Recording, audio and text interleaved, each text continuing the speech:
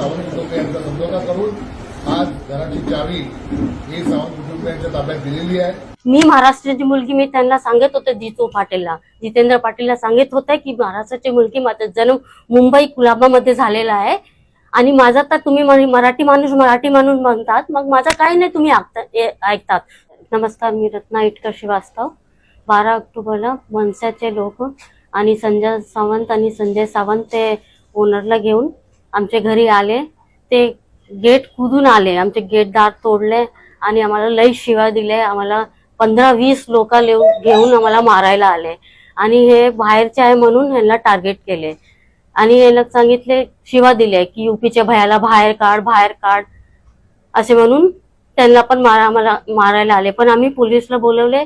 1 तास नंतर पोलीस आले। ते ड्रिल मशीन आणून आमचे दार कापले आणि विंडो सगळे तोडले आमचे आणि आतमध्ये येत होता आम्हाला सगळ्याला मारायला। फक्त मी महाराष्ट्राची मुलगी, मी त्यांना सांगत होते जितेंद्र पाटीलला सांगत होते की महाराष्ट्राची मुलगी, माझा जन्म मुंबई कुलाबामध्ये झालेला आहे आणि माझा तर तुम्ही मराठी माणूस म्हणतात, मग माझा काही नाही तुम्ही ऐकतात। तुम्ही एक पक्ष ऐकलेत आणि हे बाहेरचे आहे। पण 30 वर्ष झालं आम्ही दोघीचे लगीन होईना। आम्ही इकडेच मुंबईचे आहेत आणि ह्यांचे पण शिक्षण इकडेच झालंय, लातूरमध्ये। आमचे गाव लातूर आहे आणि ते सांगतात असं, पण ते गुंडागिरी करतात आहे। माणूसगी नव्हता त्यांच्यावर। हे जे कार्यकर्ता आहेत हे नुसतं वसुलीचे काम करतात। हे पेपर डॉक्युमेंट एव्हिडन्स आहेत त्यांच्याकडे।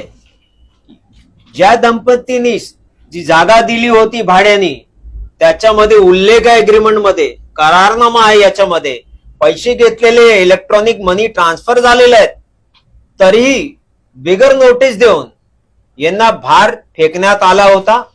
मराठी लोकांना भार काढण्याचं काम महाराष्ट्र नवनिर्माण सेनाचे लोक करत आहेत। दुर्भाग्य आहे राज्याचं। राजसाहेब ठाकरे हे तुमचे गुंडे जे आहेत यांना जपून ठेवा, आता कोर्टात आम्ही खिचणार आहेत। हे बघा, कोर्टमध्ये ऍप्लिकेशनही केलेलं आहेत। आम्ही सोडणार नाही तुम्ही लोकांना।